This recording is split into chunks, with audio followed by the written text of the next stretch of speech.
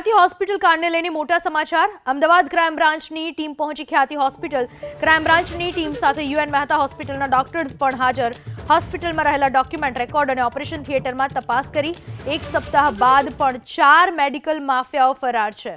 હજુ કાર્તિક પટેલ, ચિરાગ રાજપૂતને પોલીસ શોધી નથી શકી। સંજય પટોલિયા, રાજાશ્રી કોઠારી પણ પોલીસ પકડથી દૂર છે। હોસ્પિટલ કાંડમાં અત્યાર સુધી માત્ર એકની ધરપકડ થઈ છે। ફરાર 4 મેડિકલ માફિયાઓને પકડવા પોલીસના હવાત્યા।